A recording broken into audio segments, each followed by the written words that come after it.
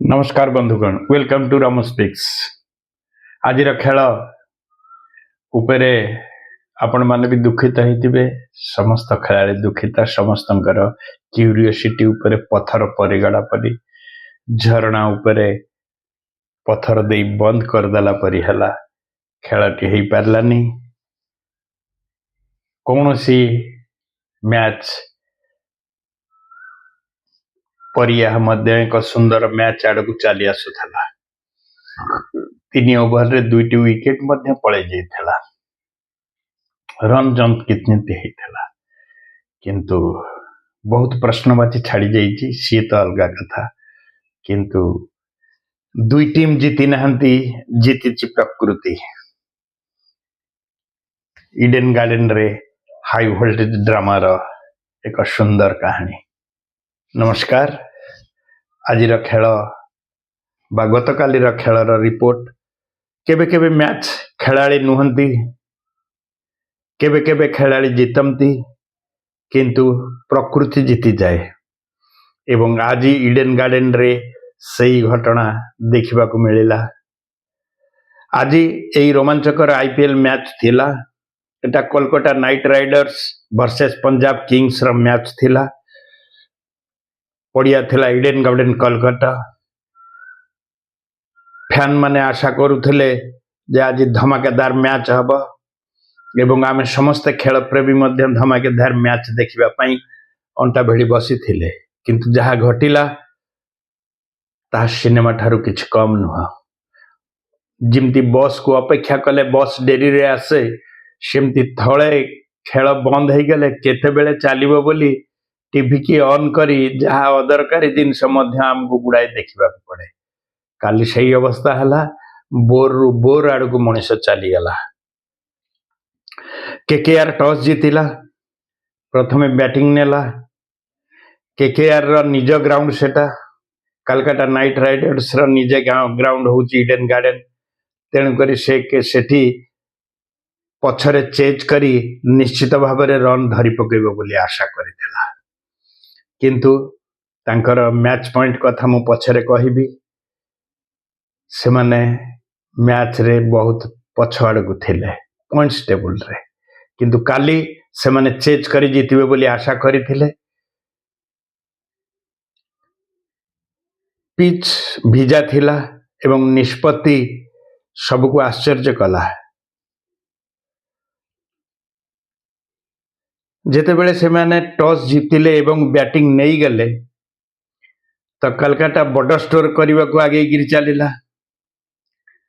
किंतु चेज करथिले अलगा हितांता जहा टिके पूर्व मु कहिछि। आज किंतु केकेआर टॉस जीतला एवं बैटिंग नेला, टिके व्यतिक्रम हैला। पिच भिजा थिले मध्य निष्पत्ति समस्त को आश्चर्य करथिला। मात्र 3.4 ओवर रे स्कोर 25 रन रे 2 विकेट हेइथला।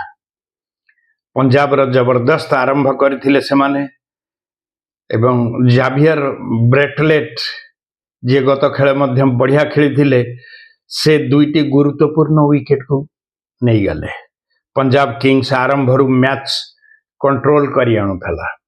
एमाने जे आउ किछ करि पारि थांते कथा नुह, तथापि किंतु मैच तो मैच अनप्रेडिक्टेड जिनस को तो किछ कहि हबने।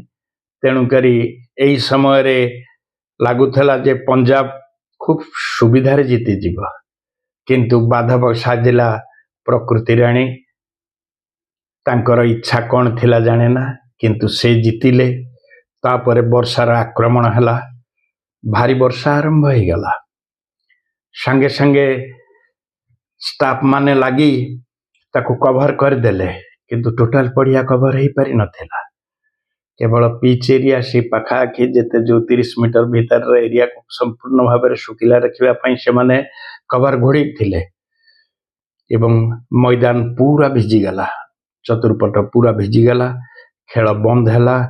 फैंस माने अपेक्षा करुथिले, किंतु वर्षा रहिबार ना गंध नथिला। मझिरे थरे थरे खबर आसे 9:30 रे स्टार्ट हबो, 9:55 रे स्टार्ट हबो, 10:30 रे स्टार्ट हबो। अवश्य ओभर कमे गिरी से माने करथांते, किंतु 10:55 रे डिक्लेयर हैला जे इट इज अबंडेंट, पूरा मात्रा रे सस्पेंडेड हे गला बा बातिल कर दिया गला। ଫ୍ୟାନ୍ସ ମାନଙ୍କର ଅପେକ୍ଷାର ଅନ୍ତ ଘଟିଲା ଏବଂ ଆମେ ସମସ୍ତେ ସେଥିପାଇଁ ଦୁଃଖିତ ହେଲେ। ସମୟ ସହିତ ଲଢ଼େଇ ମଧ୍ୟ ଚାଲିଲା। ଅମ୍ପାୟାର ଓ ଅଧିକାରୀମାନେ ବାରମ୍ବାର ତୁହାକୁ ତୁହା କ୍ରିଜ୍ କି ଆସି ବା ପିଚ୍ କି ଆସି ନିରୀକ୍ଷଣ କରୁଥିଲେ। ସୁପର ସପର ମେସିନ୍ ମଧ୍ୟ ଲାଗିଲା। ପାଣି ଟଣା ମେସିନ୍ ଯାହା ଏକଦମ ପଡ଼ିଆକୁ ଶୁଖିଲା କରିଦେବ ସେ ମେସିନ୍ ମଧ୍ୟ ଲଗାଗଲା, କିନ୍ତୁ ବାଉଣ୍ଡରୀ ପାଖରେ କିଛି ପାଣି ଜମି ରହିଲା ଏବଂ ଖେଳାଳିମାନଙ୍କର ସୁରକ୍ଷା ଦୃଷ୍ଟିରୁ ସେଇ ଜାଗାରେ ଯିଏ ଫିଲ୍ଡିଂ କରିବ ବା ସେଠିକି ବୋଲିଂ ଆସିବ, ବଲ୍ ପଡ଼ିବ, ତ ସେଠି ଖେଳାଳିମାନଙ୍କର ଅସୁରକ୍ଷାର ଭାବନା ଚାଲି ଆସିଲା। ତେଣୁକରି ସୁରକ୍ଷା ଦୃଷ୍ଟିରୁ ଅମ୍ପାୟାର ମାନେ ଅଜିଙ୍କ୍ୟ ରାହାଣେ ଏବଂ ଶ୍ରେୟସ ଆୟର ଉଭୟଙ୍କୁ ଡାକି ପରାମର୍ଶ କରି ଆଲୋଚନା କଲେ।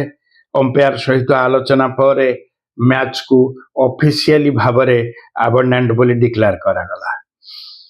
ଦୁଇଟି ଟିମ୍କୁ ଯିଏ ହେଲେ ଜଣେ ଜିତିଥାନ୍ତା, 2 ପଏଣ୍ଟ ପାଇଥାନ୍ତା। ଏଠି କିନ୍ତୁ ସମବେଦନାମୂଳକ ଭାବରେ ବା ଅନୁକମ୍ପା ପଏଣ୍ଟ ଭାବରେ ଉଭୟ ଦଳଙ୍କୁ ଗୋଟିଏ ଗୋଟିଏ ପଏଣ୍ଟ ଦିଆଗଲା। ପଞ୍ଜାବ କିଙ୍ଗସ ଜିତିଥିଲେ 2 ପାଇଥାନ୍ତା, 6 ପଏଣ୍ଟରେ ଉପରେ ଥାନ୍ତା, କିନ୍ତୁ ଏଠି ମାତ୍ର 1 ପଏଣ୍ଟ ପାଇଲା। ପଏଣ୍ଟ ଟେବୁଲରେ 5 ପଏଣ୍ଟ ପାଇଁ ସେ ଆଜି ଉପରକୁ ଯାଇଛି। କାଲି କ'ଣ ହେବ ଜଣା ନାହିଁ। କାଲି ବର୍ଷାପରା ଷ୍ଟାଡିୟମ ଆସାମରେ ଖେଳ ହେବ, ସେଥିପାଇଁ ଆମେ ନିଜକୁ ପ୍ରସ୍ତୁତ କରିନେବା। କେକେଆର ପାଇଁ ଏହା ସିଜିନ୍ର ପ୍ରଥମ ପଏଣ୍ଟ। ସେ ଆଗରୁ ଯାହା ଖେଳିଥିଲେ ସବୁ ଶୂନରେ ଥିଲେ, ଯାହା ହଉ ମାଗଣା 1 ପଏଣ୍ଟ ପାଇଗଲେ। ଯେତେବେଳେ ମ୍ୟାଚ ଜିତିବାକୁ ପଞ୍ଜାବ ପ୍ରସ୍ତୁତ, ସେତେବେଳେ ପ୍ରକୃତି ଆସିଲା ବାଧକ ସାଚି, ସମସ୍ତେ ପାଲଟିଗଲେ ସ୍ଥାଣୁ।